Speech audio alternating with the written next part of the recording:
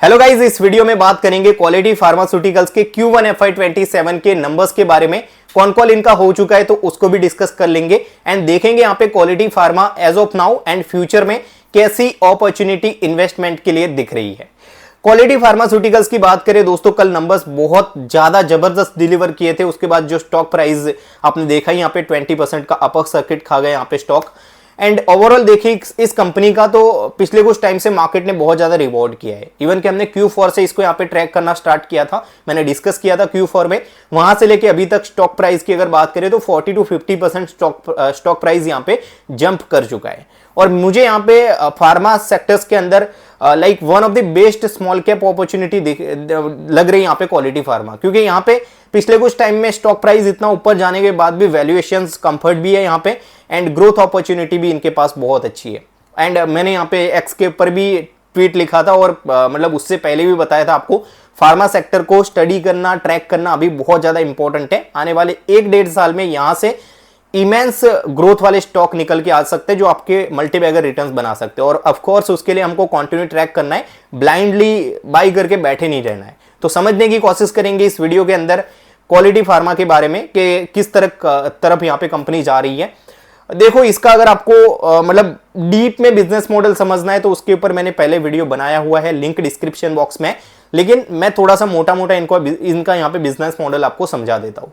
तो कंपनी यहाँ पे दोस्तों फार्मा के अंदर है, मतलब मेडिसिन बनाते हैं, फॉर्मुलेशंस बनाते हैं, अलग अलग जो थेरेपी के लिए यूज होते हैं वो मेडिसिन का जो मतलब फॉर्मुलेशंस बनाते हैं। फॉर्मुलेशंस मतलब एंड यूज के लिए जो मेडिसिन होती है उसको ये लोग बनाते हैं। कंपनी जो है वो अलग अलग सेगमेंट में काम करते हैं। जैसे यहाँ पे जनरल मेडिसिन बनाते हैं लोग, वहां से एज ऑफ नाउ कंपनी का सबसे ज्यादा रेवेन्यू आता है। जनरल मेडिसिन मतलब यहाँ पे नॉर्मल मेडिसिन अपने पैरासीटामोल वगैरह। देन यहाँ पे बेटा लैक्टम हो गया, वो सारी जो मतलब बैक्टीरियल इन्फेक्शन के लिए जो मेडिसिन यूज होते हैं उनको ये लोग बनाते हैं। वहां से कंपनी का एज ऑफ नाउ ज्यादा रेवेन्यू नहीं आ रहा है। देन यहाँ पे ऑन्कोलॉजी के ऊपर भी कंपनी यहाँ पे जो है वो काम कर रही है और ऑन्कोलॉजी से as of now total revenue का लगभग 20 to 25% रेवेन्यू वहां से आ रहा है। इस क्वार्टर थोड़ा सा कम हुआ है ऑन्कोलॉजी का रेवेन्यू, क्योंकि इनके जो रजिस्ट्रेशन है मेडिसिन के वो थोड़े से डिले हुए, दैट्स वाई। तो पोस्टपोन्ड हुआ है, कोई गड़बड़ी नहीं है, मतलब ठीक है। एंड उसके अलावा बात करें तो 2 नए सेगमेंट इनके आ रहे हैं जो अभी तो यहाँ पे रेवेन्यू में कंट्रीब्यूट नहीं कर रहे हैं, वो यहाँ पे फ्यूचर में कंट्रीब्यूट करेंगे। एक है अपना यहाँ पे बायोसिमिलर और दूसरा है अपना यहाँ पे हार्मोन्स। ये दोनों सेगमेंट के भी मेडिसिन ये लोग बनाना स्टार्ट करने वाले हैं। काफी हायर मार्जिन वाले ये सेगमेंट है जहां से आने वाले टाइम में भी कंपनी मार्जिन्स का एक्सपेंशन करेगी और इसी वजह से ये लोग कह रहे हैं आने वाले टाइम में 30% का इबिडा ये लोग करने वाले। एंड इस क्वार्टर भी बहुत ज्यादा इंप्रूवमेंट है इबिडा के अंदर, क्योंकि इनका प्रोडक्ट मिक्स चेंज हो रहा है। ये धीरे धीरे जो हायर मार्जिन्स वाले जो नीसीस है फार्मा में उनके मेडिसिन बना रहे हैं। सो दैट्स वाई इनके जो है वो मार्जिन्स इंप्रूव हो रहे हैं।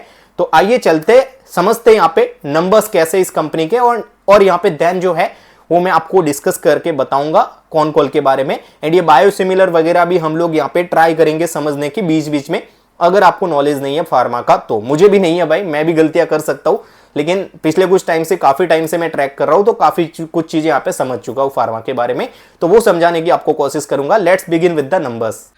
तो चलिए दोस्तों नंबर से स्टार्ट करते हैं। उससे पहले मैं आपको बता दूं, इन्होंने गाइडेंस बढ़ाया है अपना FY27 के लिए। जो पहले 650 करोड़ का इन्होंने रेवेन्यू का बोला था, FY26 में 500 करोड़ आसपास का रेवेन्यू किया था। बोले थे यहाँ पे Q4 के अंदर के FY27 में फुल ईयर में 650 का हम लोग यहाँ पे रेवेन्यू करेंगे, 650 करोड़ का, जो कि ईयर ऑन ईयर 29% का ग्रोथ था। लेकिन अभी अपग्रेड कर दिया है, उसको बोल रहे हैं 700 करोड़ से रेवेन्यू करेंगे हम लोग, 39% का ईयर ऑन ईयर ग्रोथ होगा यहाँ पे ये। और मुझे मोस्ट प्रोबेबली लग रहा है ये 700 करोड़ का भी जो है वो ये लोग गाइडेंस एक्सीड कर जाएंगे, क्योंकि ये लोग काफ़ी कंजर्वेटिव गाइडेंस दे रहे हैं। क्योंकि ये फार्मा बिजनेस है दोस्तों, ये पूरा मतलब रेगुलेशंस के ऊपर चलता है। रजिस्ट्रेशंस वगैरह में थोड़ा सा डिले हो गया इनके लाइक न्यू मॉलिक्यूल्स का, तो उसमें होगा क्या कि ये लोग कंजर्वेटिव रहेंगे, तो वो मतलब कंजर्वेटिव वाला गाइडेंस तो अचीव कर लेंगे, तो दैट्स वाई। लेकिन मुझे लगता है एटलीस्ट ये लोग 720 आसपास का तो आराम से रेवेन्यू कर ही सकते हैं। लेकिन स्टिल वो उम्मीद रख के चलना है, लेकिन जो मतलब गाइडेंस कंपनी ने दिया उसको ही हमको ज़्यादा कंसिडर करना है, ठीक है।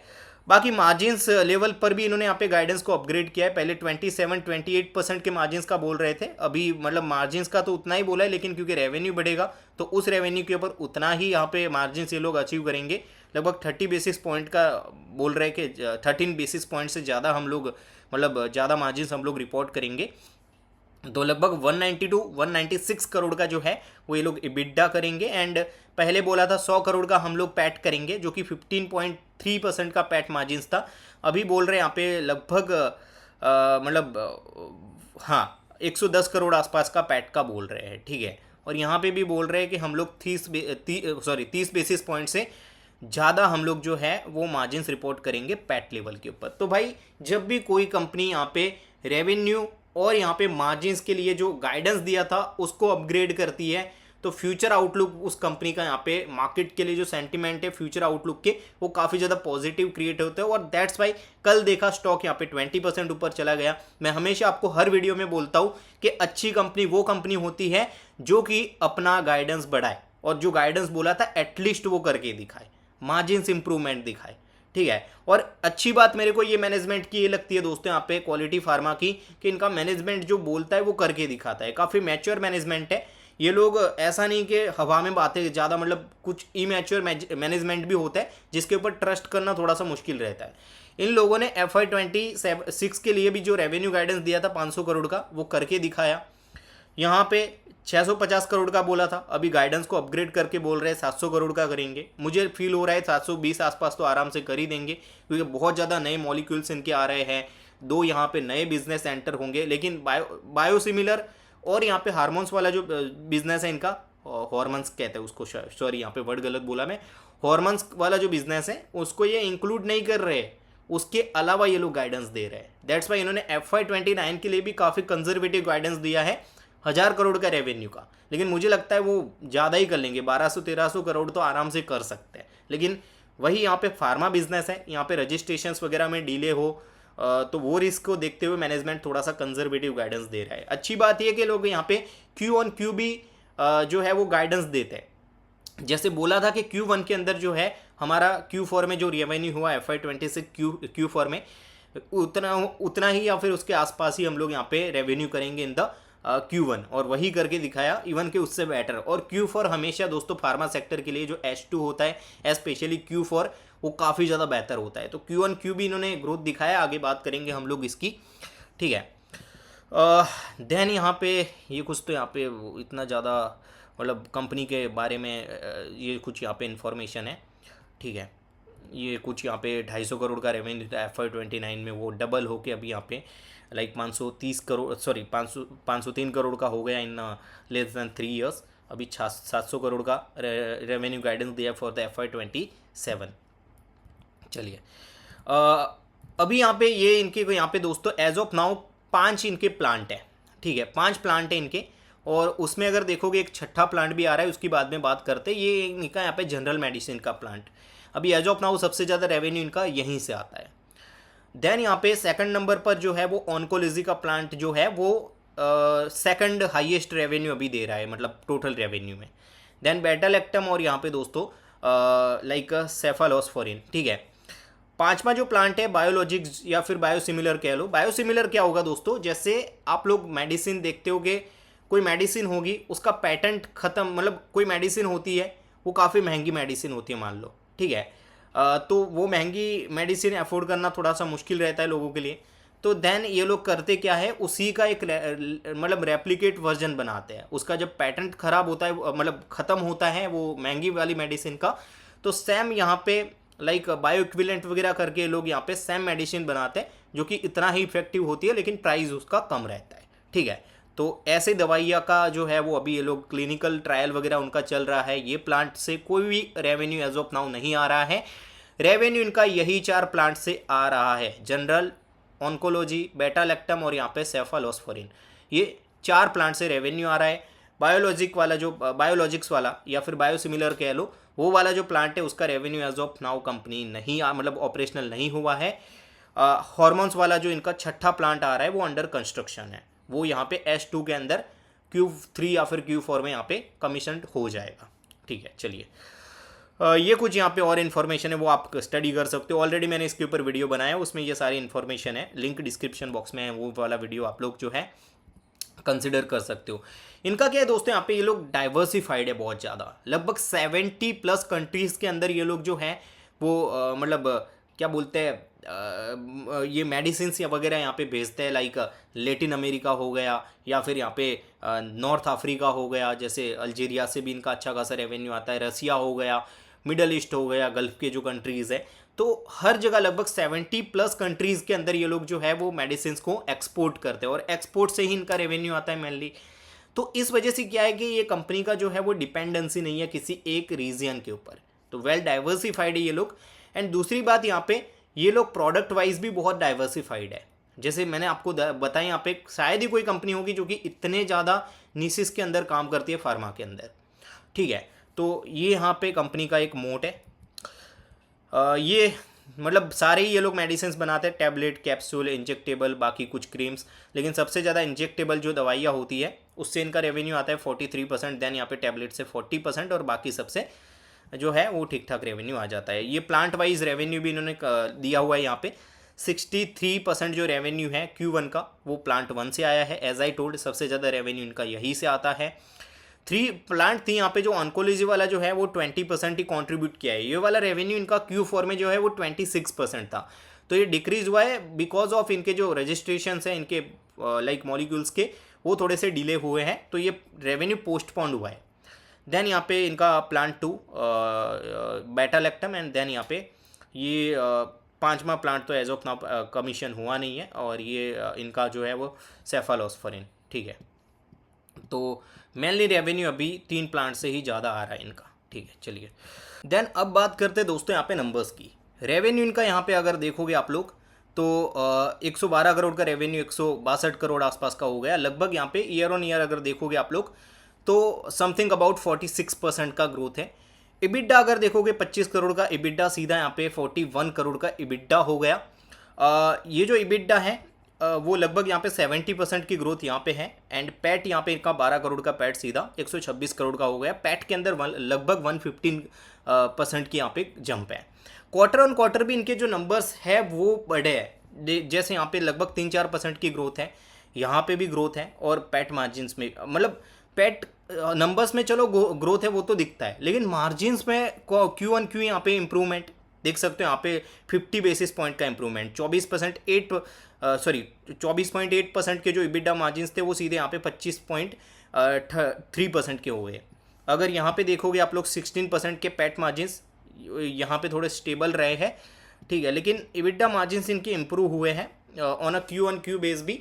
तो ये दर्शा दे कि कंपनी कितना अच्छे से एग्जीक्यूट करती है। और Q4 हमेशा हैवी रहता है फार्मा कंपनीज के लिए। आपने देखा होगा साकर हेल्थ केयर का जो Q4 और Q1 का नंबर्स है वहाँ पे डिक्रीज है। ज़्यादातर फार्मा कंपनीज का Q4 का जो नंबर्स है उसके कंपेयर में Q1 के नंबर्स वीक रहते हैं, क्योंकि सीजनल रहता है ज़्यादातर, ठीक है। लेकिन इन्होंने यहाँ पे दोस्तों जो है वो इन्होंने नंबर्स Q1 Q भी इंक्रीज़ किए हैं, इबिड्डा मार्जिन्स भी बढ़े Q1 Q, तो बहुत अच्छे नंबर्स है। और दूसरी बात ये कि इन्होंने बोला था वो करके दिखाया, मतलब Q4 के कॉन कॉल में बोला था कि हमारा जो लाइक Q4 का जो नंबर्स है उससे सिमिलर होगा Q1 का नंबर, तो वही है भाई, उसके लाइन मतलब सेम लाइन में है। Q2 इससे ज़्यादा बेहतर होगा, 180 करोड़ आसपास का रेवेन्यू हम लोग करेंगे, ये बोला था मैनेजमेंट ने। एंड देन बोला था यहाँ पे कि हमारा सबसे ग्रेट क्वार्टर होगा Q4, जहाँ पे हम 200 से ज़्यादा करोड़ का रेवेन्यू आराम से कर लेंगे, 220 आसपास करोड़ का, ठीक है। सो इस तरीके से यहाँ पे Q3 और Q4 यहाँ पे इनका और भी बेहतर रहेगा और रहता है यहाँ पे ट्रेडिशनली। तो ओवरऑल दोस्तों नंबर्स काफ़ी अच्छे हैं, मतलब जितना सोचा नहीं था उससे ज़्यादा बेहतर है, और इसी वजह से मार्केट ने रिवॉर्ड भी किया, इन्होंने यहाँ पे गाइडेंस भी बढ़ाया। अब देखते हैं यहाँ पे कॉन कॉल के अंदर क्या कुछ चीज़ें यहाँ पे कंपनी प्लान कर रही है। तो सबसे पहले दोस्तों बात करते हैं यहाँ पे यूनिट 5 जो बायोलॉजिकल का इनका यहाँ पे प्लांट आ रहा है, बायोसिमिलर या फिर बायोलॉजिकल जो भी कह लो। तो ये वाला जो प्लांट है अभी कमर्शियल इनका नहीं हुआ है, लेकिन इसके लिए जो यहाँ पे पहला मॉलिक्यूल है एरिथ्रोपोएटिन करके, नाम थोड़ा सा गलत ले रहा हूँ तो क्षमा चाहूंगा, थोड़ा सा अजीब नाम है, लेकिन वो जो पहला मॉलिक्यूल है उसका जो क्लिनिकल ट्रायल है वो नवंबर-दिसंबर में हो जाएगा। एंड देन उसका जो लाइक कमर्शियल है वो इसी calendar year FY27 calendar year के अंदर स्टार्ट हो जाएगा। तो वहां से भी कंपनी का रेवेन्यू आना स्टार्ट हो जाएगा। बड़े मार्केट के अंदर, रेगुलेट मार्केट के अंदर उसका लाइक कमर्शियल स्टार्ट नहीं होगा, लेकिन रॉ मार्केट के अंदर हो जाएगा, ठीक है। बाकी क्वालिटी फार्मा का यहाँ पे मोट क्या है उसके बारे में बताया। तो ये लोग कहते हैं कि हमारे पास जो यहाँ पे प्लांट है, जो प्रोडक्ट है, जो लाइंस के अंदर डाइवर्सिफिकेशन है, वो शायद ही किसी के पास होगा, और मतलब इसी के थ्रू हम लोग जो है हमारा बड़ा बास्केट रेडी है यहाँ पे अलग अलग डोजियर्स का, ठीक है। और यहाँ पे अगर बात करें तो इनका ज्यादा फोकस किसके ऊपर है, तो जो रेफरेंस प्रोडक्ट होते हैं उनसे यहाँ पे like first generic, second generic दवाइयां बनाना। लाइक रेफरेंस दवाइयां का क्या होती है दोस्तों, यहाँ पे दवाइयों में यहाँ पे अलग अलग प्रकार होते हैं। जैसे यहाँ पे रेफरेंस दवाई, मान लो कि कोई कंपनी है यूरोप की, उसने यहाँ पे कोई मेडिसिन बनाई कोई डिसीज की, तो उसका पेटेंट उसके पास है, इनोवेटर वो है, वो मेडिसिन का रेफरेंस मतलब इनोवेटर वो है। अब वो क्या है कि उसका पेटेंट उसके पास होता है, लेकिन विद द टाइम जब ज्यादा उसकी लाइक जनरलाइज हो जाती है वो मेडिसिन, तो उसका जो पेटेंट है वो खत्म हो जाता है। एंड देन यहाँ पे वो पेटेंट जब खत्म होता है तो दवाइयाँ सस्ती हो जाती है। तो उसी से सिमिलर यहाँ पे मॉलिक्यूल बनाना, अगर मतलब जस्ट उसका पेटेंट खत्म होने के बाद जो पहली कंपनी उसका सिमिलर मतलब बायोसिमिलर वर्जन बनाएगी, उसको बोलेंगे यहाँ पे दोस्तों जेनरिक 1।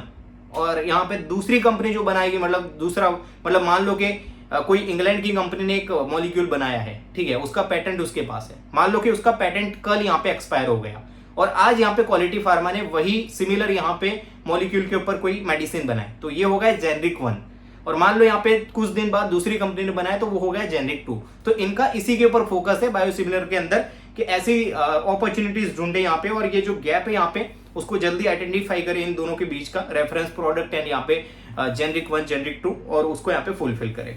और ये लोग कह रहे हैं यहाँ पे दोस्तों के हर क्वार्टर इनको 2-3 रजिस्ट्रेशन मिलते हैं, मतलब अप्रूवल रजिस्ट्रेशन, मतलब दवाई ऐसे तो जाके कहीं पे भी नहीं बेच सकते, आपको अलग अलग अप्रूवल चाहिए गवर्नमेंट के, तो ये 2-3 यहाँ पे इनके रजिस्ट्रेशन हो जाते हैं हर क्वार्टर। तो ये बहुत अच्छी बात है। और ये हर एक जो रजिस्ट्रेशन इनका हो रहा है ना दोस्तों, वो मतलब ऑन अ मैच्योर बेस, जब मैच्योर हो जाएंगे तो एनुअली 1.5 मिलियन से 2 मिलियन का रेवेन्यू पोटेंशियल रखते हैं। So that's awesome. बाकी बात करते हैं यहाँ पे लॉन्ग टर्म गाइडेंस की, तो FY30 के लिए इन्होंने गाइडेंस दिया है 1500 करोड़ का।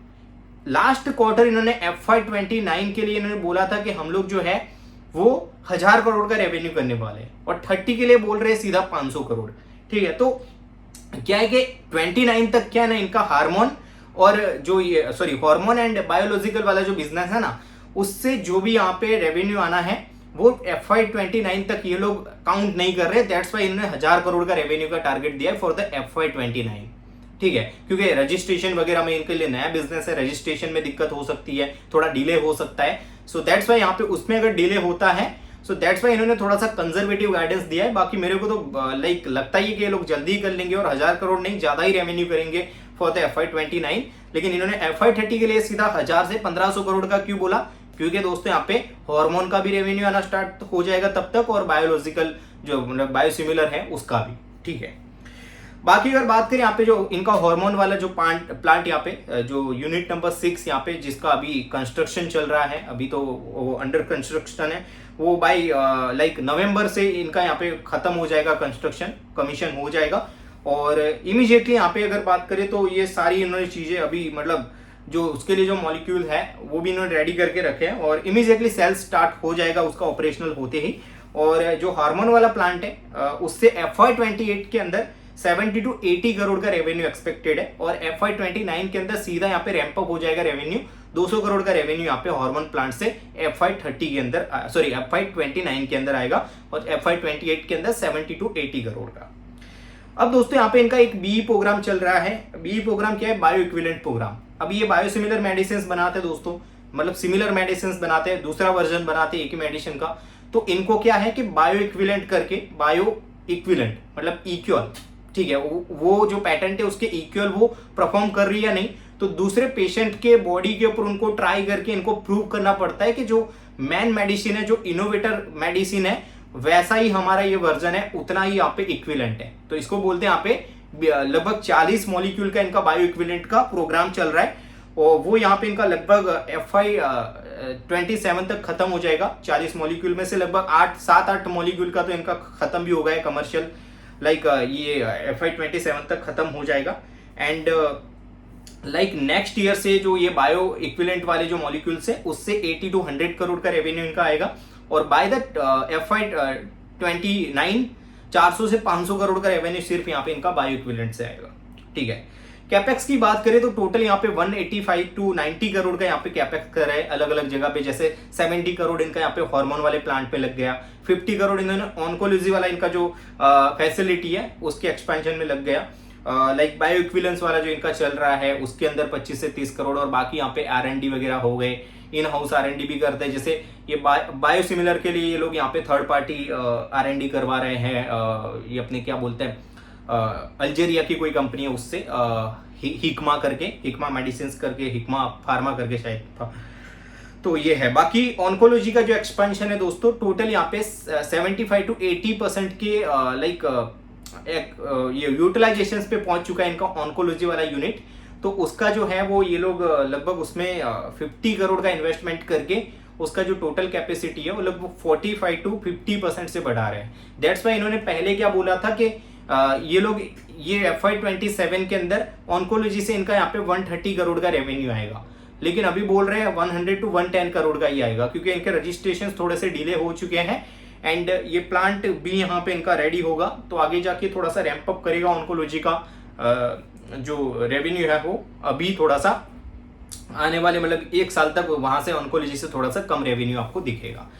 ठीक है, तो दैट्स द ऑल दोस्तों। यहाँ पे मेरे को मैनेजमेंट का कॉन कॉल काफी सही लगा एंड इन्होंने FY29 के लिए जो लाइक 100 करोड़ का गाइडेंस दिया है मुझे अचीवेबल लगता है भाई, उससे ज्यादा ही कर लेंगे ये लोग। लेकिन क्योंकि हार्मोन और बायोसिमिलर को ये लोग इंक्लूड नहीं कर रहे कंजर्वेटिव रहने के लिए, क्योंकि फार्मा बिजनेस है, यहाँ पे रजिस्ट्रेशंस वगैरह में डिले हो गए तो ये लोग झूठे ना पड़े, इसलिए यहाँ पे इन लोगों ने थोड़ा सा कंजर्वेटिव गाइडेंस दिया है। लेकिन मुझे लगता है उससे ज्यादा ही कर लेंगे। बाकी FY30 के लिए इन्होंने 1500 करोड़ के रेवेन्यू का गाइडेंस दिया है।